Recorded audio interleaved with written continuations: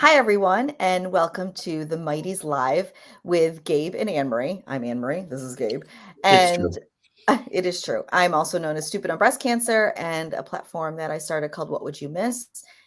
Gabe, what platform are you all about? I guess two platforms. My personal Instagram, where I do a lot of suicide awareness advocacy work, is at Lovebug Trumps Hate. And I'm also editor in chief of OC 87 Recovery Diaries, which is an online mental health publication. We have stories, personal essays, and short subject documentary films all about folks with mental health challenges. Beautiful. I love both those things, and I've contributed to both of them, and I'm extremely proud. So what we want to talk about today is mental health and going back to school. What should the schools be doing? What should the school look for? What should it look like? We were talking a little bit before we went live, and in a perfect world, what do we want? In a perfect world, what should it look like? Not what's going on, what is going on, but let's talk about what we think a perfect world should be like, because sure, we can add a little COVID into there because kids have been, so disconnected from their friends and from their school and from learning, truthfully. But on a whole, like COVID put us in a bigger hole, but we were in a hole to begin with. So what do we think it should look like? What should the schools be doing to prepare for these kids coming in? And I don't just mean lower, the elementary school, middle school, all that, but college, everything in Yeah. between. Well, Uh, I'm really glad that you mentioned college, because maybe like, I don't know, 3 months ago or so, at OC 87 Recovery Diaries, I got an essay submission from a college professor in Utah. And he wrote about his depression. And he said that at the beginning of every term, he gets up in front of his classes and talks about how he lives with depression. And he's very open and candid about it. And he talks about it. He uses kind of the syllabus for the year. He goes over what expectations for the class is, and what kind of subject matter they're going to be covering. And then he talks about kind of the absence policy, and he uses that as kind of a way in to talk about mental health and about the importance of taking care of yourself, and about how you need to do what you need to do to be okay. And if that means not coming to class, then you need to do that. And you can be open with him about why. There's so many people who take mental health days in secret because they're mhm. ashamed or scared, either in school or in their professional life. No, taking the day off today. Da, da, da. In a perfect world, I want people to be able to say, I'm not coming to class because I'm too depressed to get out of bed. And, say to their professor that with confidence and with the knowledge that they will be seen because that professor knows and gets it. So what can schools do to get it right? Be open, disclose, be human with your students. Even if you're saying, well, I teach in an elementary school, they can't handle that. Yeah, they can. They can handle it. And I think it's extremely important that we are transparent and that we are open. And, Jason is saying it's never easy to be okay when you have depression. That's very, very true. But it's So much true. easier to tell someone that you're not okay when you know that that other person gets it also. Right. And I I think we have love this idea that teachers are like, they're the okay ones. Nobody's okay. I love that teacher shared a personal part of them, which I'll be honest, not every teacher can do that. Not every professor can do that, but you could share another story of somebody else. You could read a story about, you know, from anywhere and talk about someone else that does show that you are open to it and that you are willing to, be an open door. I saw somebody say that they had to drop out of college several times. How do they just do the bare minimum at this point? That's so true because that person may not feel comfortable sharing why they had to, stop coming to class or whatever the case may be. I'm actually glad you said this, because there's something that's been going on that this plays perfectly into it. So most of us were tuned into the Olympics and saw that Simone, left the Olympics for mental health reasons. Okay. Kudos to her. And I am not at all here to knock it. That's not what I'm doing. We all shared that story. I saw people sharing it on, social media, people that don't really talk about mental health. Fantastic. But what are we doing going forward with that? We had this athlete come forward. She shared her story. People were applauding her for it. Yet, most people do not feel comfortable sharing with a professor or their employer that they need to take time out for their mental health, because they could lose credits, they could lose their job, everything in between. So we take this great story. How are we going to implement that into our life, into our societal ways? How? Because it's great to share the story. It's great that she did that, but where's the change? Where's the change in that? I haven't seen a change. Well, just my personal opinion on that. And I'm really, really glad that you brought this up, AnnMarie, because I love the Olympics. I love the Same. Olympics. And ever since I was 8 years old, I've been like hooked on the Olympics. Okay. And so, of course, I was watching, and of course, as a mental health and suicide awareness advocate, I was paying close attention to this. Mm-hmm. But what really got me, and your question of where's the change, Yeah. we were, when I say we, the Olympic coverage was falling into this trap of, well, Simone left the Olympics because of this super, super high pressure on her, right? This performance pressure. And, she was kind of falling apart. So what were they doing? What was NBC doing? Even when she wasn't participating and she was just watching, the camera was constantly on her, right? Exactly. She's sitting in the stands with her mask on and with, her teammates sitting and watching Olympic diving.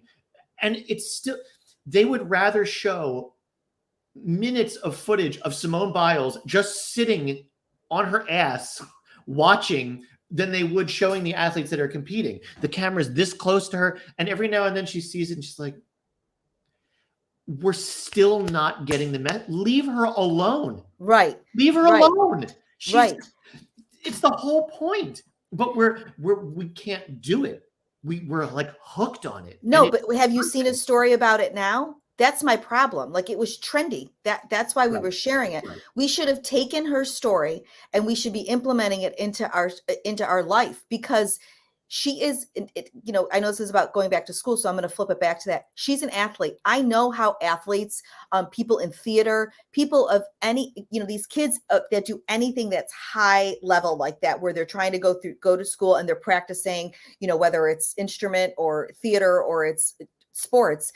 That's a lot of pressure on these kids. Yeah. It's a lot of pressure. They're trying to excel and to do whatever, to get to the Olympics or to get to a college or whatever it is. How are we looking at that now? How are we helping these kids in school with the identity of them being an athlete, theater, whatever it is? Because that's their identity in school. Their identity is this, amazing whatever. How are we helping them? How? By doing what? I don't know. I can't quite figure it out, because I haven't seen a change in that. And truthfully, the real start has to be educating the teachers and the coaches as to what's really going on in athletes' minds and in students' minds, because we're not doing that. We're not creating a safe language space. We're not using the language that should be used in schools, or using our counseling that schools have, or our therapists, whatever is going on in schools right now, because it's nothing, for the record. Right. We're not using them in the right way. We're really not. That's the problem. You can bury your head in the sand all you want, but sooner or later, those students are going to be Simone. That's right. So or worse, or a lot worse. 100%. I'm using her because I brought her up, because it really bothered me. Like, I felt so bad for her, because I wanted her to take a break. That's exactly what she should be doing. But where's the help? Where we could take her story and say, this district can say, let's look at this and say, what are we going to do for our athletes and our, theater. What's But the they're word I'm not. looking for? They what? Arts. Is Thespians. art thespians? Yeah. Well, just for theater. But Okay. I mean, so I feel like school districts and administrators, they want to think of themselves as progressive and they want to think of themselves as open-minded, but they're not, because they're so caught up in the day-to-day mechanics of education. I think, well, lesson planning and how do we do these standardized tests and all this bullshit that doesn't really matter. There's nothing that matters more than the mental health and well-being of your student population. I don't give a shit what kind of scores they get on their standardized tests if they're not healthy, if they're I'm not so mentally glad you just said this. healthy, right? Yes. But that's where the focus is, unfortunately. And I think about, remember the Lexus commercials that were popular, I think in like the 2000s, their slogan, "The relentless pursuit of perfection."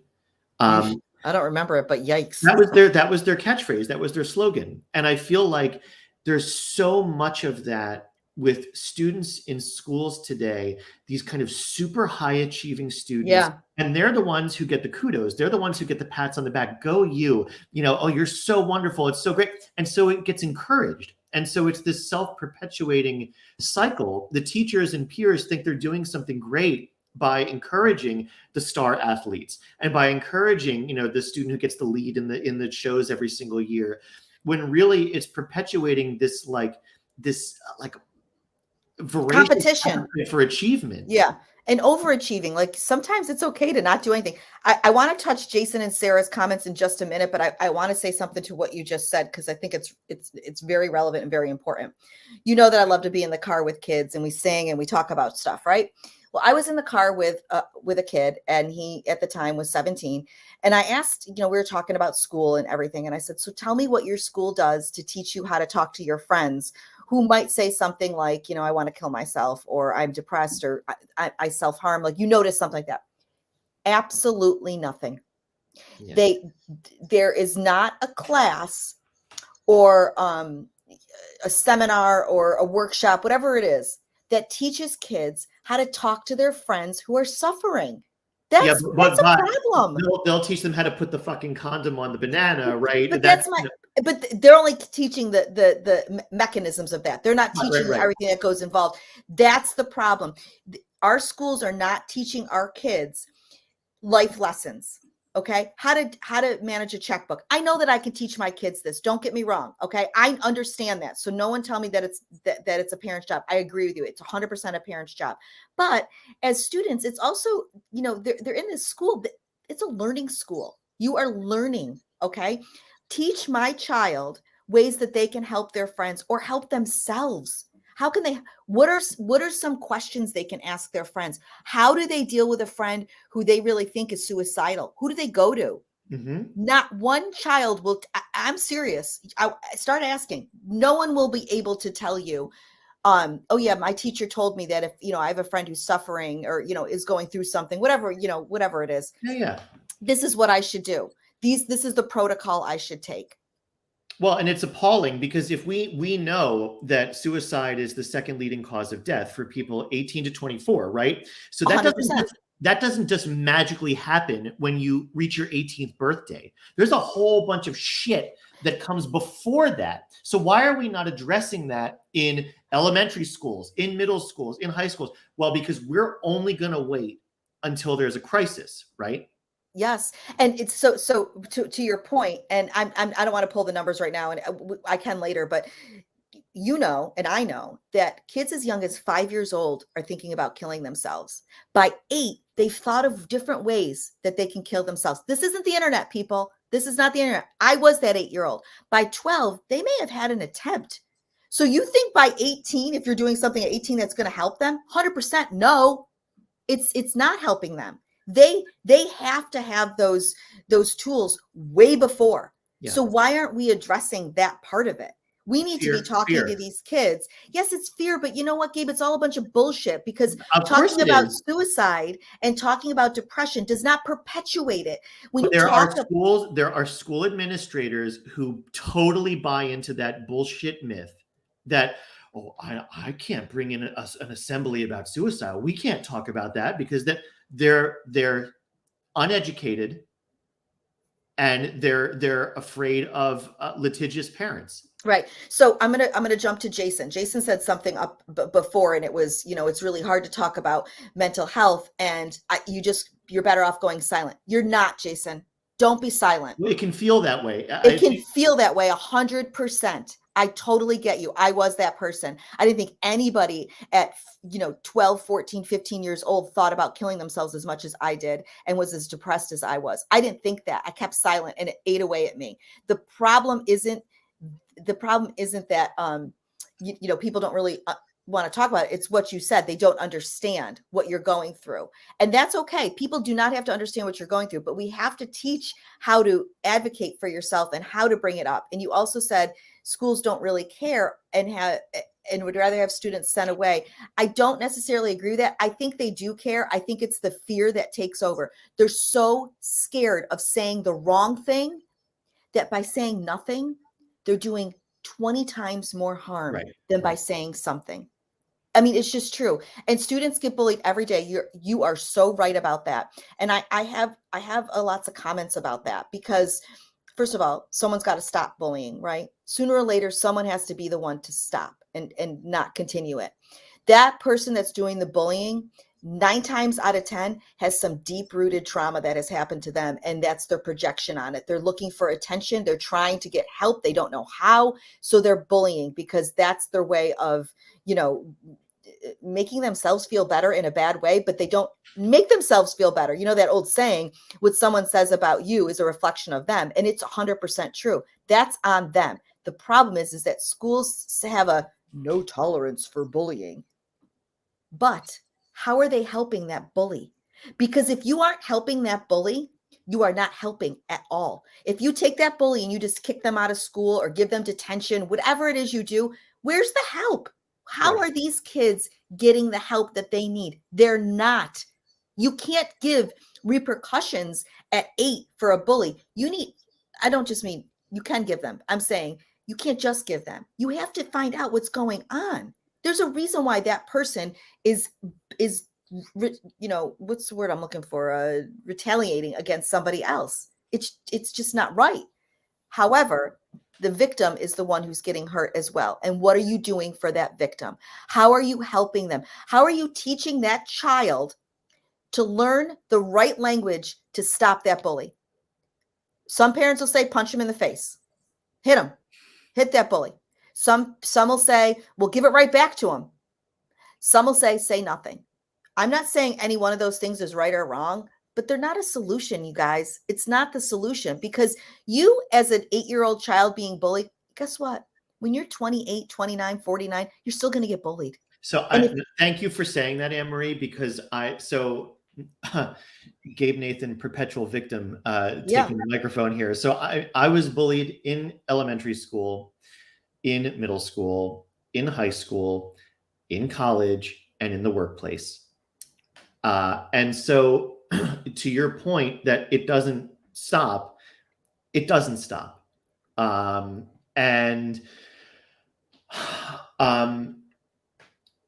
School administrators were no help. My parents were no help. And I was certainly no help. I didn't know how to help myself. And I internalized it. And I said that I deserve this, but this is what is supposed to happen to me. And for the record, Gabe, if I may just point something out, that's a form of self-harm. Yes, absolutely. It's abuse. It's self-abuse. But to me, when I would get insulted, when I would get assaulted, I would go, this feels right. I'm trash. And, that's how you're treated, and it gets reinforced.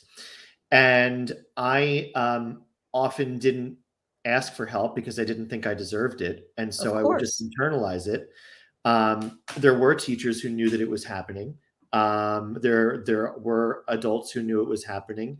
Michelle, not necessarily. I think people can change. And I will say that I have 2 lovely, very fulfilling friendships with my former bullies, with 2 of my former bullies.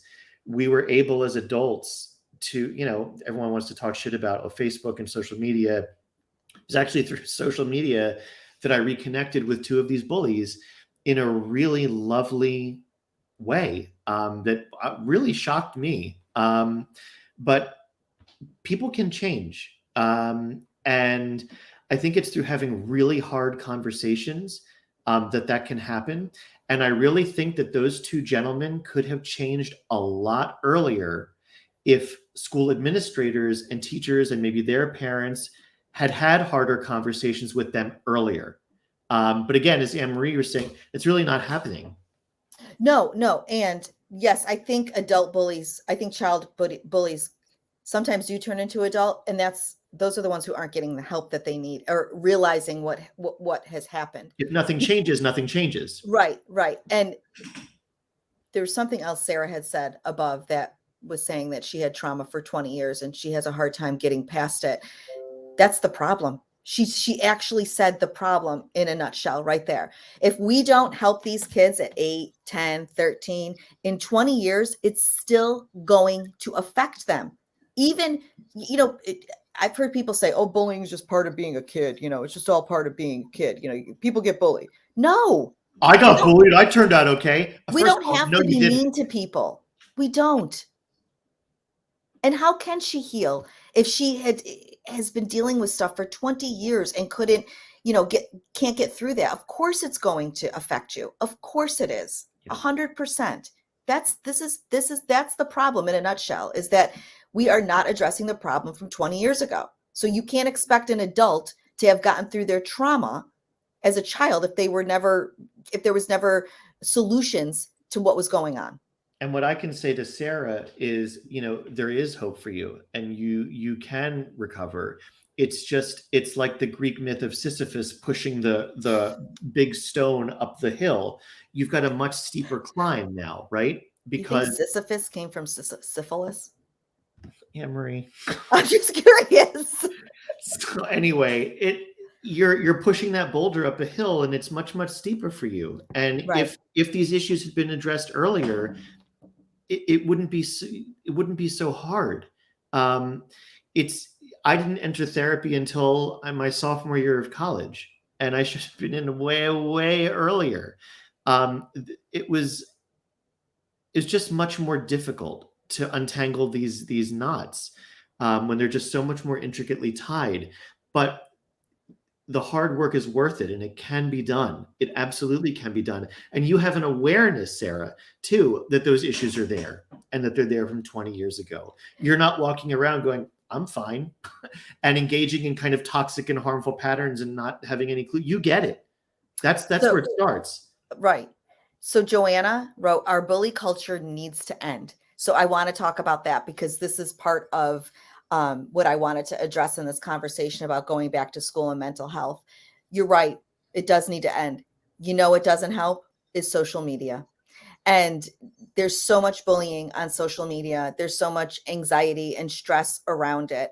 How is our schools and us and as parents helping our kids navigate social media and all of the ramifications that come with it? Oh, Lucy got invited to a party. I didn't get to go to it. And then kids are, oh, you should have been at the party that, oh, I didn't get invited.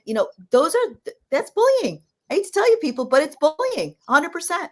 And it gives kids a false sense of friendship and loyalty and belonging, popularity. And quite frankly, as this conversation, we could totally go down the path of, sex and kids. The internet has warped how kids view sexual encounters to the 10th degree. What is our school? Now, this is coming from a parent who educates her children around that. Okay. What is our school doing to help us with that? Are you teaching parents how to navigate social media and what sites our kids shouldn't be on and which ones they should be on and what site is pornographic and which ones perpetuate the mental health stigma? I mean, there's so much there that I don't even know how we scratch the surface on it. But I can tell you as a mom who's very open with her kids, it is a huge issue, huge. And that is actually putting more harm in our kids with their mental health more than we think. 100% more than we think. We hand our kids a device and think they know how to use it, and what the social responsibility is of it, and what the etiquette is. And we give them free reign on an internet that is wide open, people. I mean, Yeah. if you think that your kids aren't hiding apps on their phone so you don't know, you're wrong.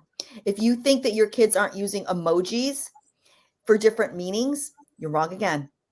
These are things that need to be addressed and talked about both in school with parents. I mean, you're in a school where there's educators there. Educate the community. Educate us. And I don't want to hear about funding. I know someone wrote something about government there, because there are plenty of organizations that will do this education for Yeah, free. that's right. That's And their job. it doesn't cost anything to talk, because you're already in. First of all, forget it even for a second about outside groups like NAMI and AFSP who will Right. come in for free or for very, very low cost. But you've already got teachers there. You've already got SAP counselors. You've already got Mhm. guidance. So you're paying them anyway. It doesn't cost anything for them to talk, to have open and seen conversations with their students. So the thing about funding is a bunch of bullshit, first of all. 100%. And I want to bring Lisa's comment up. It's Yes. Lissa. I think it's Lisa. I think it's just an unorthodox Lisa. spelling of Lisa. We have an intermediate school here with an airtight bullying program. It works because it runs alongside. I don't know why I'm reading this whole thing. You guys can all read. I'm just going to finish anyway. I kind of like that you were reading it. Program that you like my speaking voice.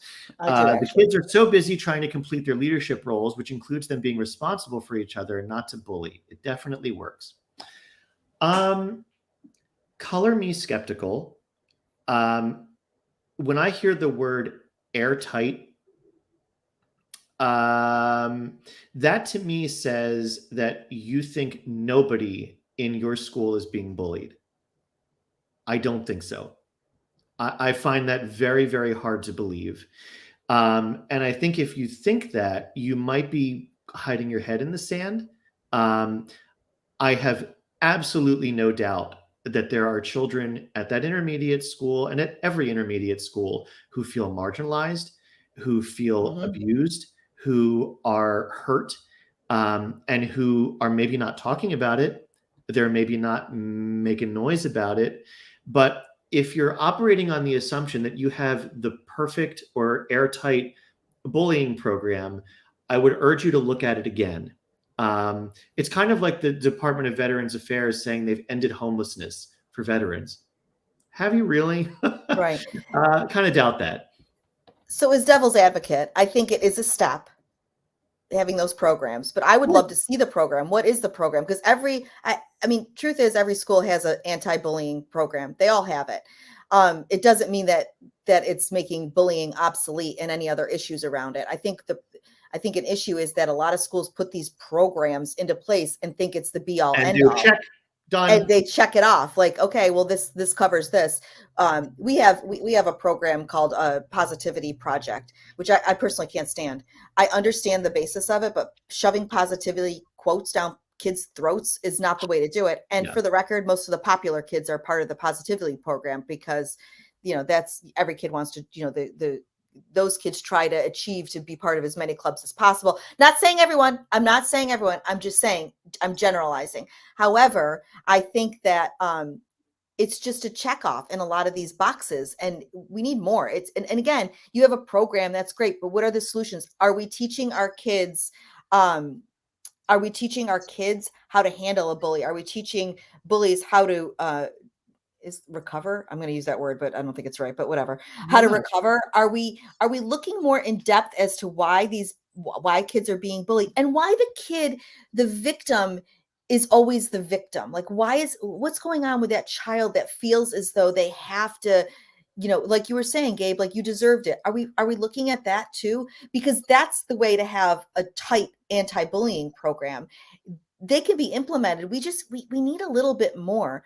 I see that someone is a former school teacher or school social worker and middle school therapist. Yeah.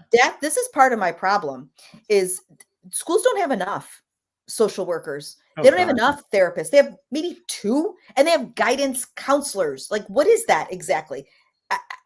Where's the psychologist? Where's the psychiatrist for every school?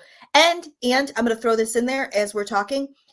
Every school, I don't care if it's private or public, should sit somebody from an affiliated mental health organization, so that when there is a hard issue, they immediately go to that person to help them with the language around it, and not send some blanket copy, some cut and paste comment to everybody about what's going on. No, it needs every school board should shit. Well, it's good advice, AnnMarie. You heard it here first, folks. School boards, take a shit. They should sit somebody from a mental health organization that is trained in crisis, that is trained in safety, so that they can be the first person on call, and held workshops. I know we're already at a half an hour, but I want to talk about this because this is really important, because part of my conversation with my kids and their friends is, when there's a workshop about mental health, it's a lecture. Okay. Somebody comes in, they lecture them, they give them like the basics. They don't tell a story. They don't tell that kid like yourself, Gabe, doesn't come in and explain what bullying did to them. They don't have somebody who was a bully come in and explain to them what was going on when they were bullying.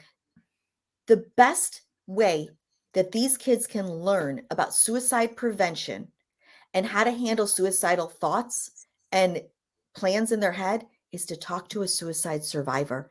Let them ask those questions. Let them find out, let me come in and talk about what a hard day looks like to me, because they may come in as an adult, but when you start talking language to children that they understand about dark days and how they feel and what you went through, they're going to open up a little bit differently. That's right. I want to give a lot of local NAMI affiliates in my area. It's really NAMI Bucks County that I think is at the top of their game for their presentation. And I'm not like this isn't a commercial, but it's brought to you by NAMI of Bucks County. In our oh my God, I'm blanking on the name. In Our Own Voice. Yeah.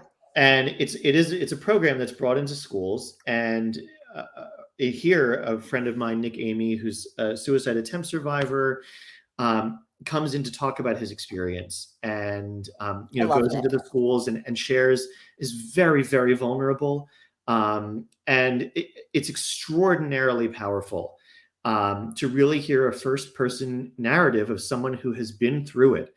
And AnnMarie, like you said, when you hear someone speaking that language, that's what really connects. It's no different, I think, than the story I was telling at the beginning about Peter, the professor in Utah who gets up in front of the class and says, "Me too," and it's okay. So as you know, my What Would You Miss mission that I started right before COVID hit, I have an entire presentation that I was presenting at the schools, and I presented it at many local libraries. A lot of people came, and part of the reason why it resonated so much with the kids is because I had students that they knew telling their story in these videos. I had parents who lost their child to suicide saying how that made them feel and what they missed about their child. This is how we can really relate to our kids, because they see people that they know and how it affected them. And I think you're right. Like, storytelling is exactly how we can make this a way that kids understand that, hey, look, I know you're thinking that you're not the only one, and let me show you how to get through it. Because if I can get through it, you can get through it. Jason says it's the teachers and the staff that fail the children most. So while I don't disagree with that, it's a trickle effect, right? It's our administration, it's the principals, it's our whole system. But you are right, it does fall down to it, which brings me to a really important point, and something I really did want to address in this conversation was, what do you have to tell the school, right? What if you have a child who has suicidal ideations, or you have a child who lives with depression, or is bipolar, whatever it is? You don't really have to disclose any of that to the school. Understand that. That is not, they don't need to know, but you can. Exactly. And should you hide it? I don't think so. But I also think that you know, because there is such stigma around it, you have to know when to share it. Because if you come into the school, and I know this from personal experience, and say at the beginning of the school, like in September, when the kids go in and say, my son is bipolar, your child is going to be looked at. Right. They're going to be watched like there's something wrong with them. And that's a whole lot of horse shit, a whole lot of it. Because just because somebody lives with those, you know, illnesses doesn't mean that they are, you know, predisposed to violent behaviors or, you know, are going to be a problem. Just letting you know that it's there. I also don't really feel as though the teachers on a whole make a space for these kids to feel safe to come forward, because I've seen it through my own experience. When my child has come forward, he's been looked at like there's something wrong with him, or they don't know how to handle it. And that's the fail, is the lack of education to the teachers and the administration. Mhm. It's not so much that they are failing us, but they are. They don't have the education behind it. They Right. really don't. And I know, because I'm talking because I know this. They have a workshop that comes in and says, you know, blah, blah, blah, blah, blah. You know, I'm sorry, I'm reading. AnnMarie saw the word disagree, and she's like, And disagreeing with me? I totally agree with Ellie. They can only do so much. I never said that they couldn't. That's not my point. As a community on a whole, we are not doing enough. Right. We are not. And I agree with you. Teachers need to be, what was she? She's right. Well, her sentence right there is 100% right. Other kids will know. That's my point. Yes. If the other kids know, then how do you teach them to go forward with the information that they know? And I disagree with a portion of your statement there, Allie. Other kids will know before any adults will know. They need to be taught to reach out and get help for their friend. That's a lot of onus to be putting on a child. Absolutely. And so, yeah, teachers and staff can only do so much. You're working with a very vulnerable population, and that's your choice. And this is part of that responsibility.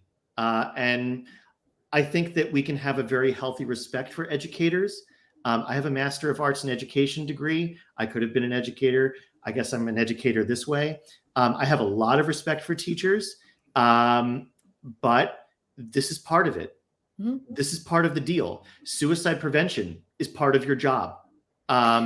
Taking care of the mental health and wellness of your students, that's part of the drill. And so you are accountable. And I was a teacher. So Ellie's saying that her school, that's what they teach. Well, that's one of like 10, maybe. We locally last year, we had a suicide at a local college. And I know I've spoken about this before, and I know we're getting close for time, but this is a great conversation. I got messages from the students that were there. I got messages from the parents. I got messages from teachers that I'm friends with, all angry, upset because not enough was done. I got letters. I got messages from the administration. Their hearts are breaking and they don't know what else to do. I sympathize with every single comment, but that suicide happened last year. I haven't seen one change in the school. So you're fine being mad when it happened and being upset when it happened. How about right now?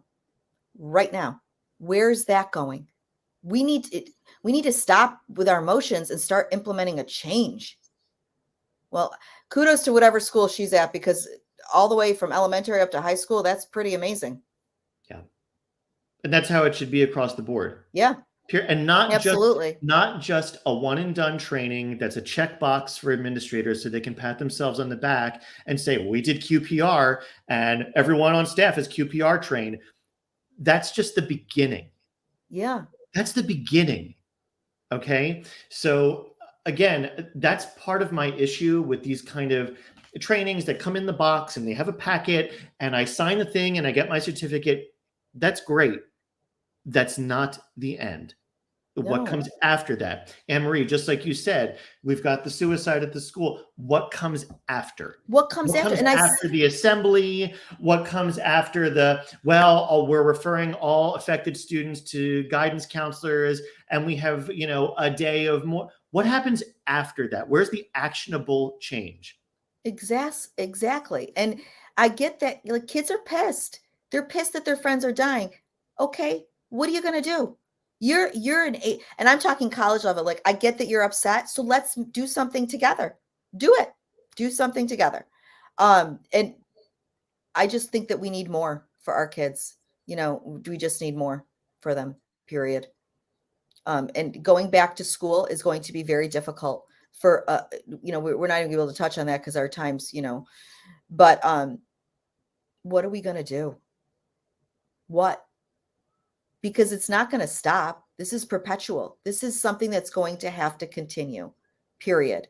I'm going, you know, I always do this, so I'm just going to do it again. You know, Gabe, I've actually been saying to people, have a beautiful day tomorrow. And I think of you every time and I smile. But, you know, you have things like that, like a beautiful day tomorrow, to show students stories that really could affect them and maybe make a decision a little bit different than what they were thinking. There's things like What Would You Miss? And This Is My Brave, and all of these great, you know, organizations that have started something to kind of help the conversation, ease it a little bit. Because the truth is parents don't always know what to say. And it's super scary when you think that your child is struggling and is having real deep suicidal thoughts. You're really scared about that. How can a parent talk to their kids if they're so fearful of it?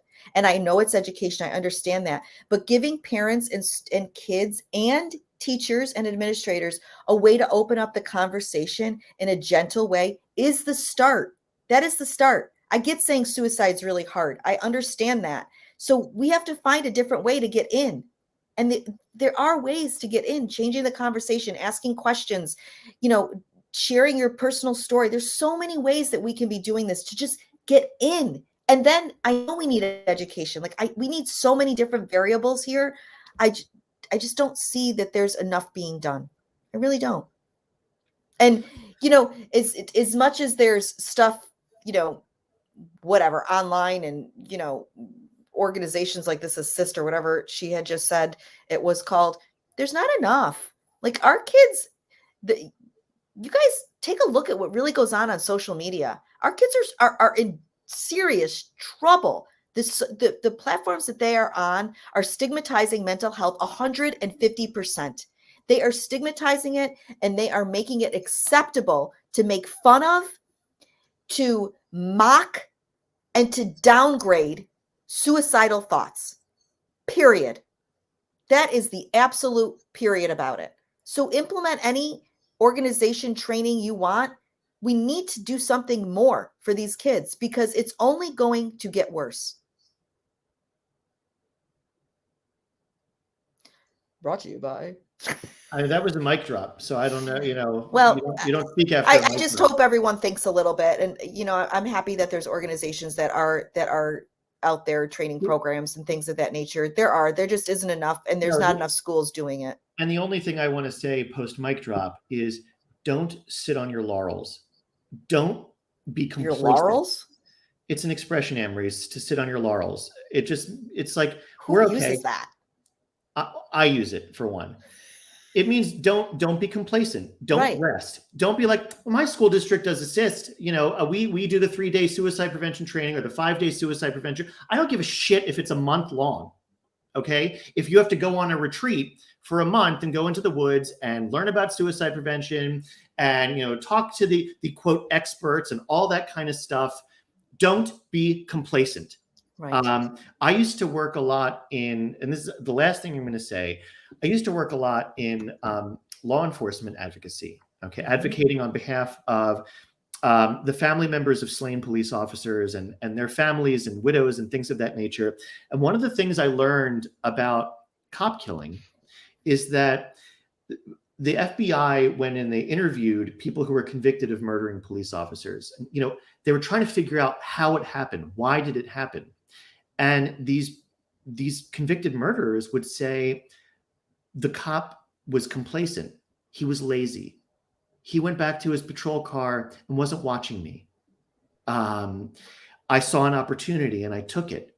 And they studied all of these cases, and it was most commonly officers who were murdered were like 15 years in, 17 years in, They're lazy. Oh, well, I've stopped this guy in my small town 8 times before. Nothing's happened. It only takes one time. So I'm glad So you said that. don't get lazy, school districts and teachers.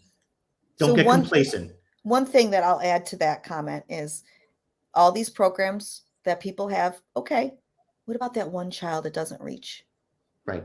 Isn't that one child worth a little bit more effort? That one kid that maybe doesn't have a family member to support them, or lives in a broken home or foster care, or is the most popular kid most popular kid in the class and seems like they have it all together, yet they're struggling so hard. What about that one kid? They matter too. They matter more than any program out there. These And I trainings guess are not foolproof. They are not no. fail-proof. They are not a bulletproof vest.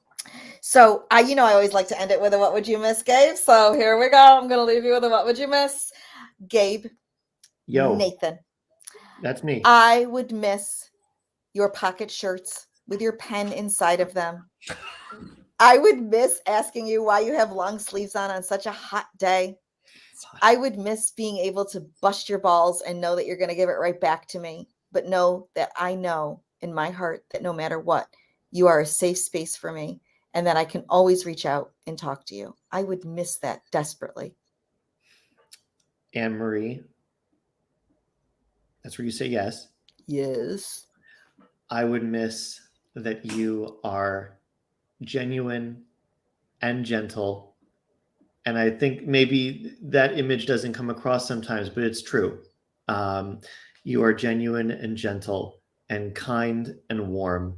And I would miss your warmth, and I would miss your kindness, and I would miss the way that you put other people before you.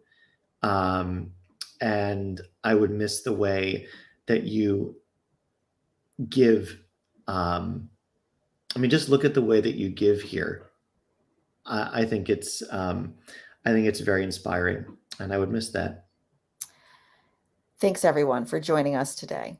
And thank you to my dear friend Gabe for making me feel validated and seen. And that's really what these kids need, is to be validated and seen. Yeah. I hope your school does something more. And if it doesn't, implement something, push them. Hold them accountable. That's Hold right. them accountable, and think of that one kid. I hope you guys all have a beautiful day tomorrow. Bye.